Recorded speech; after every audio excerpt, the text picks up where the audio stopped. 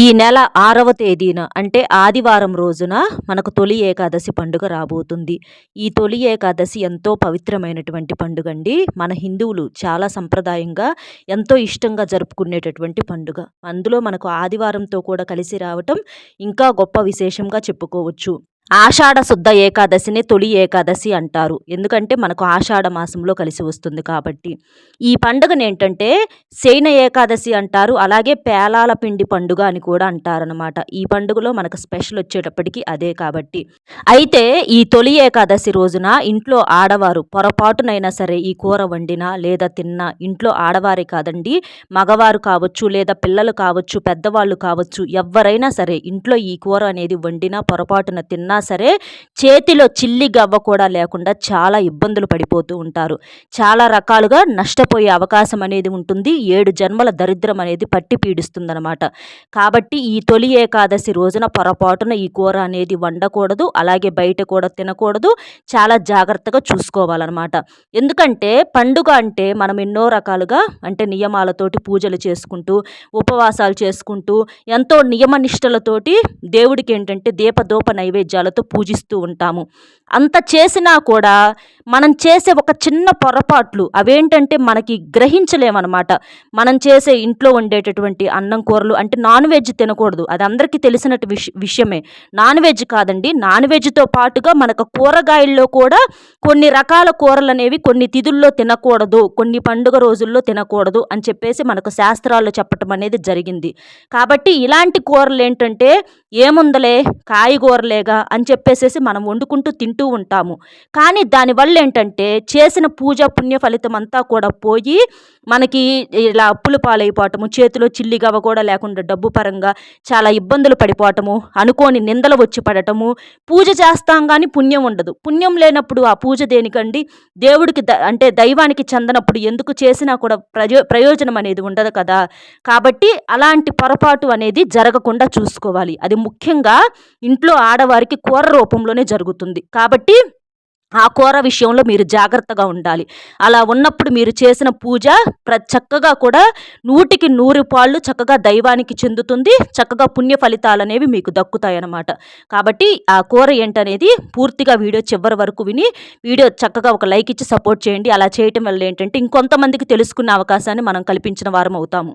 మనకు జూలై 6వ తేదీన ఏంటంటే తొలి ఏకాదశి పండుగ రాబోతుంది. హిందువులు ఎంతో సంప్రదాయంగా ఇష్టంగా జరుపుకునేటటువంటి తొలి ఏకాదశి పండుగ అనమాట ఇది. మనకి అందులో పండుగలకు తొలి పండుగ అనమాట. కాబట్టి తొలి ఏకాదశి అంటారు. అన్ని పండుగలను కూడా వెంటబెట్టుకొని తీసుకువస్తుంది అని చెప్పేసేసి.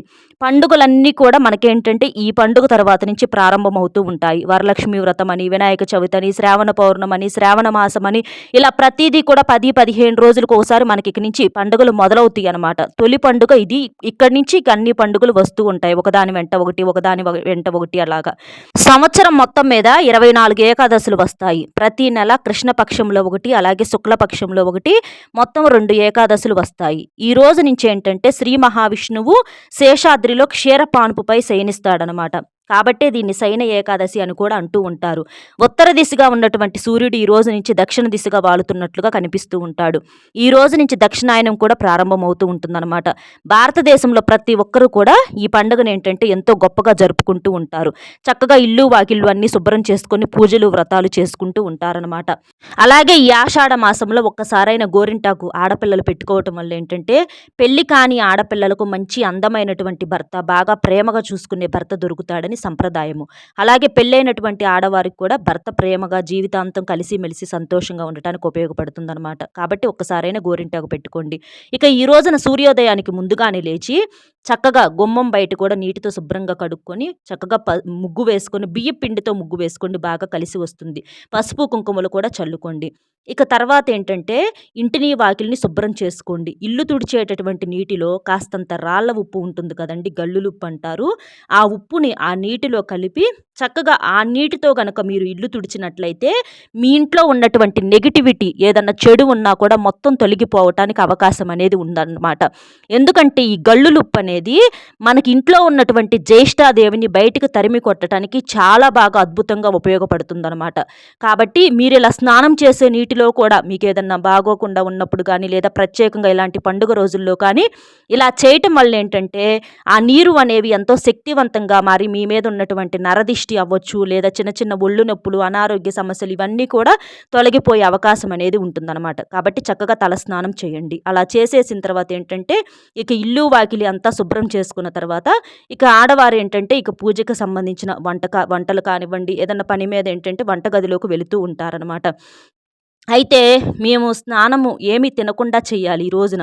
తినకుండా చేయలేము అని అనుకున్న వారు కావచ్చు, లేదా స్నానం చేసిన తర్వాతైనా సరే మీరు చక్కగా ముందు పొయ్యి మీద పాలు పెట్టేసేయండి. పాలు పెట్టటం వలన మనం పొయ్యి మీద చక్కగా ఉదయాన్నే లేచి ఇలా పాలు కాగపెట్టడం వల్ల ఏంటంటే మనకు బాగా కలిసి రావటానికి అవకాశం అనేది ఉంటుందన్నమాట. ఇంట్లో పెద్దవారు కూడా ఏంటంటే కాఫీలు, టీలు తాగేవాళ్ళు ఉంటారు కాబట్టి ఇష్టంగా మీరు టీ తాగేసైనా తలస్నానం చేయవచ్చనమాట. లేదా తలస్నానం చేసినాకైనా ఇట్లా టీ తాగవచ్చు. ఇట్లా మనం పొయ్యి మీద ఇట్లా పాలు పొంగించుకోవటం వలన, పాలు కాగపెట్టుకోవటం వలన, ఇలా టీ రూపంలో అవ్వచ్చు, ఇలా చేయటం వల్ల ఏంటంటే మనకు సంపాదన పరంగా బాగా కలిసి రావటానికి అవకాశం అనేది ఉంటుంది. అయితే టీ, కాఫీ కొంతమందికి అలవాటు ఉంటుంది, కొంతమందికి ఉండదు. కాకపోతే ఎక్కువ శాతం ఈ రోజుల్లో ఏంటంటే తాగుతున్నారు. అలా ఒకసారి, 2 సార్లు తాగటం వల్ల మన ఆరోగ్యానికి కూడా ఎటువంటి నష్టము ఉండదనమాట. ఇక ఇలా చేసేసిన తర్వాత ఏంటంటే ప్రత్యేకంగా పొంగలు కూడా చేసుకుంటూ ఉంటారనమాట. మనకి వెనకటి రోజుల్లో చూసుకున్నట్లయితే కట్టెల పొయ్యి మీద చక్కగా పాలు పొంగించి పలహారము, పాయసము ఇలాంటివి చేస్తూ ఉండేవాళ్ళండి. అలా చేసి దేవుడికి నైవేద్యంగా పెట్టేవాళ్ళు. ఇలా కట్టెల పొయ్యి మీద చేసినటువంటి వంటలు ఎంతో రుచికరంగా, అలాగే ఆరోగ్యాన్ని పెంచేలాగా ఉండేవన్నమాట. ఇక ఇలా చేసుకున్న తర్వాత ఏంటంటే, ఇంక ఈ రోజున కూర విషయానికి వచ్చేటప్పటికి ఏంటంటే, పండుగలన్న తర్వాత 4 రకాలు చేసుకుంటూ ఉంటారండి. ఎందుకంటే అందులో ఆదివారం కూడా వచ్చింది కాబట్టి, పిల్లలు, పెద్దలు అందరూ కూడా ఒక చోట ఉంటూ ఉంటారు కాబట్టి, ఇష్టంగా అవి ఇవి తినాలని చెప్పి అనుకుంటూ ఉంటారనమాట. అలా మీరు ఇంట్లో అంటే విష్ణుమూర్తికి, లక్ష్మీదేవికి చక్కగా పూజ చేసుకొని, కొబ్బరికాయ కొట్టుకొని, అలాగే అరటికాయలు ఇవి ప్రసాదంగా పెట్టుకుంటూ ఉంటారు. నైవేద్యంగా ఏంటంటే చక్కగా పేలాల పిండిని కూడా పెట్టేసేసేయండి. అలా పెట్టేసి మీ పూజా కార్యక్రమాలు ముగించుకుంటారు కదా! ఇక ఈ కూర విషయంలోకి వెళ్ళేటప్పుడు ఏంటంటే తెలిసి తెలియక ఈ రోజున ఏంటంటే ముఖ్యంగా కొన్ని కూరలు ఏంటంటే తెచ్చుకొని అంటే ఇంట్లో అందరూ కలిసి ఉంటారు కాబట్టి వండుకుంటూ ఉంటారు. మాంసాహారం అయితే వండకూడదండి ఈ రోజున. ఎందుకంటే పండుగ రోజు కాబట్టి నలుపు రంగు బట్టలు పొరపాటున ధరించకూడదు. అలాగే మాంసాహారం అనేది ఎట్టి పరిస్థితుల్లో వండకూడదు, తినకూడదనమాట. ఈ నలుపు రంగు బట్టలు ఏంటంటే చాలా నష్టాలను తెచ్చిపెట్టే అవకాశం అనేది ఉంటుంది. కాబట్టి ఒక బ్లౌజ్ రూపంలో అవ్వచ్చు, లేదా మీరు ఏదన్నా డ్రెస్సుల్లో కలిసి కానీ నలుపు రంగు బట్టలు ధరించవద్దు. అలాగే ఏంటంటే మాంసాహారం, కోడిగుడ్డుని ఏంటంటే చాలామంది తెలియక శాకాహారంగా భావిస్తూ ఉంటారు. పిల్లలు, పెద్దలకి ఏంటంటే పెడుతూ ఉంటారనమాట. అలాగా కోడిగుడ్డు కూడా మనకు మాంసాహారంతోటే సమానం. అలాగే చేపలవ్వచ్చు, లేదా చికెన్ అవ్వచ్చు, మటన్ అవ్వచ్చు, లేదా ఫిష్ అవ్వచ్చు. ఇలా ఏవి కూడా ఏంటంటే నాన్ వెజ్ అనేది ఈ రోజున పొరపాటున కూడా ఇంటికి తెచ్చుకోమాకండి. ఇంటికి తీసుకొచ్చుకున్నా కూడా మనకు దోషాలనేవి, మనం చేసే పూజకు ఫలితం అనేది లేకుండా పోతుందనమాట. కాబట్టి ఇక నాన్ వెజ్ వండకూడదని తెలిసిన విషయమే. అయితే ఇప్పుడు కూరగాయల్లో ఏం వండకూడదు అని చెప్పేసేసి కొంతమంది భావిస్తూ ఉంటారనమాట. కొన్ని ప్రత్యేకమైనటువంటి తిథుల్లో మనం కూరలు కూడా వండుకోకూడదనమాట. కొన్ని కూరలు ఏంటంటే గ్రహాలకు వ్యతిరేకంగా ఉంటూ ఉంటాయి. ఇలాంటి పండుగ రోజుల్లో ఏంటంటే మనకు గ్రహాల అనుకూలత అనేది చాలా ముఖ్యమనమాట. కొన్ని కూరలు గ్రహాలకు వ్యతిరేకంగా ఉన్నప్పుడు మన జీవితంలో వ్యతిరేకమైన పరిస్థితులు తెచ్చిపెట్టే అవకాశం అనేది ఉంటుందన్నమాట. కాబట్టి అలాంటి కూరలను ఏంటంటే దూరం పెట్టేసేసేయాలి. అంటే మన సమస్యను పెంచుతూ ఉంటాయన్నమాట. మీరు టిఫిను ఇలాంటివి టీలు, కాఫీలు తాగొచ్చండి. ఇడ్లీ అవ్వచ్చు, లేదా దోస అవ్వచ్చు, ఇలాంటివి తినొచ్చు, తాగొచ్చు. వాటి వల్ల ఎటువంటి ఇబ్బంది లేదు. కూర విషయంలోనే మనకు ఇబ్బంది అనేది ఎదురవుతూ ఉంటుందన్నమాట. ప్రతి ఇంట్లో కూర కూడా ఒక ప్రత్యేకమైన పాత్ర వహిస్తూ ఉంటుంది. ఆడవారికి రోజు లేచిన తర్వాత ఏ కూర వండాలో తెలియదు. ఇలాంటి పండుగ రోజుల్లో అసలు ఏ కూర వండాలో కూడా తెలియదనమాట. బజారుకు వెళ్ళి మగవారు ఏంటంటే ఏయో ఒకటి అంటే దొరికినవి అందుబాటులో ఉన్నవి తెస్తూ ఉంటారనమాట. అయితే అలాంటివి ఏంటంటే ఏముందులే అంటే వెజిటేరియన్నే కదా అని చెప్పేసేసి మనం కూడా కూరల్లో కలుపుకొని వండుకుంటూ ఉంటామన్నమాట. కానీ అలా ఎట్టి పరిస్థితుల్లో కూడా చేయకూడదండి. అలాంటివే చాలా రకాలుగా మనకి నష్టాల పాలయ్యే అవకాశాన్ని తెచ్చిపెడుతూ ఉంటాయి. మనకి వంటగది ఏంటంటే మనకి పూజ గది ఎంత పవిత్రంగా ఉంటుందో వంటగది కూడా అంతే పవిత్రంగా భావిస్తూ ఉంటాము. కొంతమంది వంటగదిలోనే దేవుడి యొక్క పూజ గదిని కూడా పూజా మందిరాన్ని ఏర్పాటు చేసుకుంటూ ఉంటారనమాట. ఎందుకంటే వంటగది కూడా మనకు దైవానికి సంబంధించినటువంటి ఒక గదితో సమానం. కాబట్టి వంటగదిని ఎప్పుడూ శుభ్రంగా ఉంచుకోవాలి. లేదంటే ధనపరమైనటువంటి సమస్యలు, చిక్కులు వచ్చే అవకాశం అనేది ఉంటూ ఉంటుందనమాట. ప్రతిరోజు కూడా చక్కగా గ్యాస్ పొయ్యిని తుడుచుకోవటము, మసిగుడ్డలను చక్కగా ఉతుక్కోవటము, మసిగుడ్డలను కూడా ఏంటంటే లక్ష్మీదేవి స్వరూపంగా భావిస్తూ ఉంటారనమాట. కాబట్టి రోజు గ్యాస్ పొయ్యిని తుడుచుకోవటం ఇలాంటి ప్రత్యేకమైన రోజుల్లో అంటే పొయ్యిని చక్కగా నీటితో శుభ్రంగా తుడుచుకొని, పసుపు రాసుకొని, కుంకుమ బొట్లు పెట్టుకొని పొయ్యి కూడా ఏంటంటే మనకు లక్ష్మీదేవితో సమానం. కాబట్టి పొయ్యిని కూడా శుభ్రంగా ఉంచుకోవాలి. కాబట్టి అలా చేసుకొని ఇంక ఈ రోజున ఏంటంటే ఈ కూరలు వండకూడదండి. అందులో వండకూడని కూరల్లో ముందు పొట్లకాయ అనేది పొరపాటును కూడా ఈ తొలి ఏకాదశి రోజున వండకూడదు, తినకూడదు. అంటే కూరల్లో చారుల్లో అలా కలుపుతూ ఉంటారు కదా, అలా కూడా తినకూడదు. ఇది గుర్తుపెట్టుకోండి.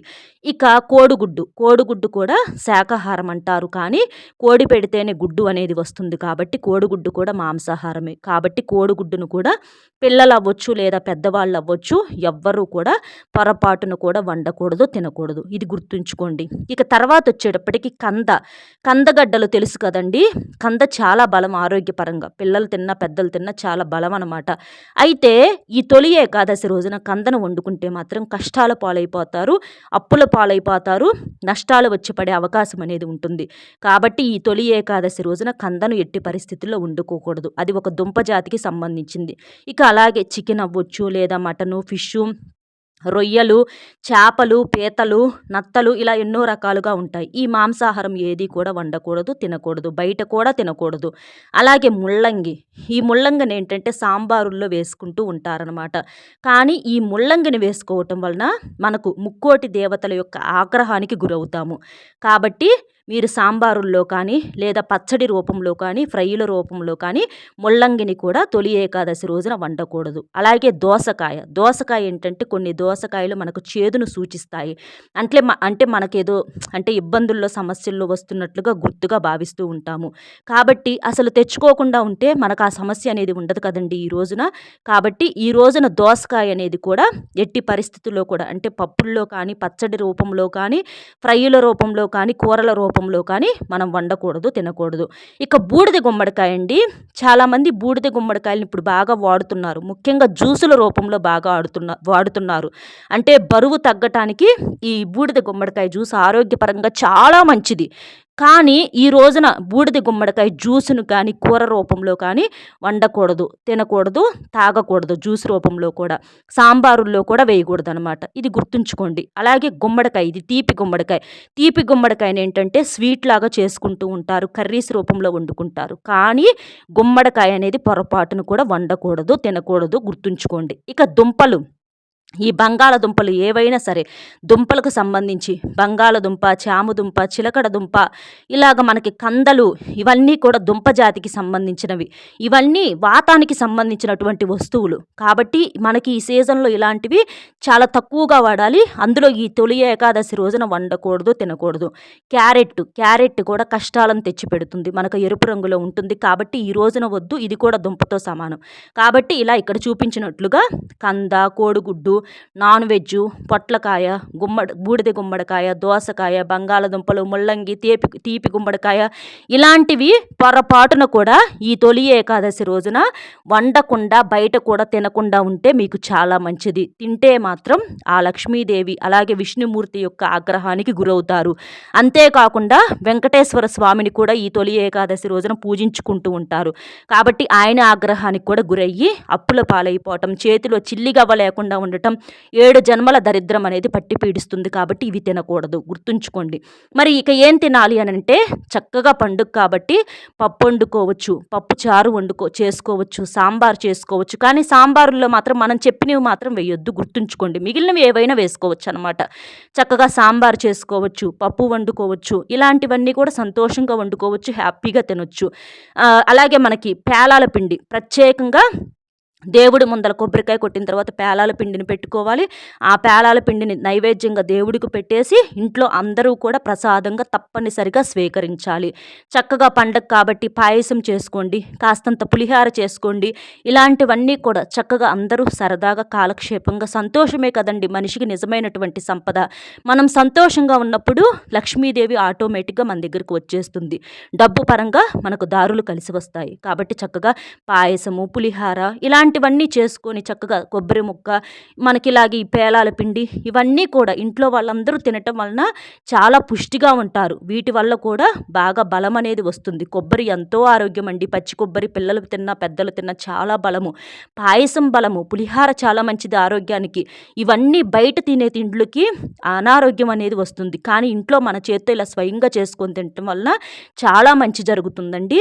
కాబట్టి ఈ ప్రత్యేకమైనటువంటి రోజున మనం చెప్పిన కూరగాయలు తప్ప చక్కగా మనం ఇప్పుడు చెప్పినవన్నీ కూడా తినొచ్చు అనమాట.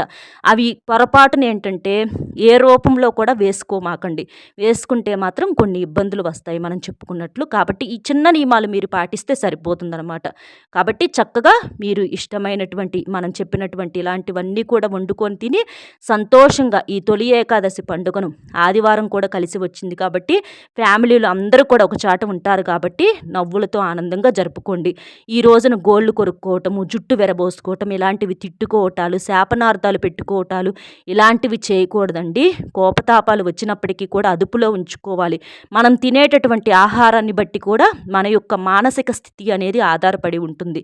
కాబట్టి చక్కగా ఇలాంటి నియమాలను ఆచరించుకుంటా ఇలాంటి రోజుల్లో మనం వద్దు అన్న కూరగాయల జోలి పోకుండా ఉంటే మీకు గ్రహాల స్థితి అంటే గ్రహస్థితి, మానసిక స్థితి, ఆర్థిక స్థితి అన్నీ కూడా బాగుండి అపర కుబేరులుగా మారే అవకాశం అనేది ఉంటుంది. కాబట్టి చక్కగా ఇలా చేసేసేయండి. అర్థమైంది కదండి తొలి ఏకాదశి రోజున ఏమి తినాలి, ఏమి తినకూడదు, ఏం వండాలో ఏం వండకూడదు అని. మన వీడియో నచ్చితే ఒక్క లైక్ ఇచ్చి సపోర్ట్ చేయండి. మీరు లైక్ చేయటం వల్ల వీడియో మరికొంతమందికి చేరి వారు కూడా తెలుసుకునే అవకాశం అనేది ఉంటుంది. అలాగే మీకు తెలిసినటువంటి మిత్రులకు కూడా షేర్ చేస్తే హెల్ప్ అవుతుంది. మొట్టమొదటిసారిగా మన ఛానల్ చూస్తుంటే సబ్స్క్రైబ్ చేసుకొని పక్కనే ఉన్నటువంటి ఆల్ అనే బెల్ని క్లిక్ చేస్తే నేను పెట్టే ప్రతి వీడియో కూడా ముందుగా మీకు నోటిఫికేషన్ రూపంలో చేరుతుంది. కాబట్టి ఒక్క లైక్ ఇచ్చి సపోర్ట్ చేస్తారని మనస్ఫూర్తిగా కోరుకుంటూ మరొక మంచి విశేషంతో మళ్ళీ కలుద్దాం. సర్వేజన సుఖినో భవంతు. నమస్కారం.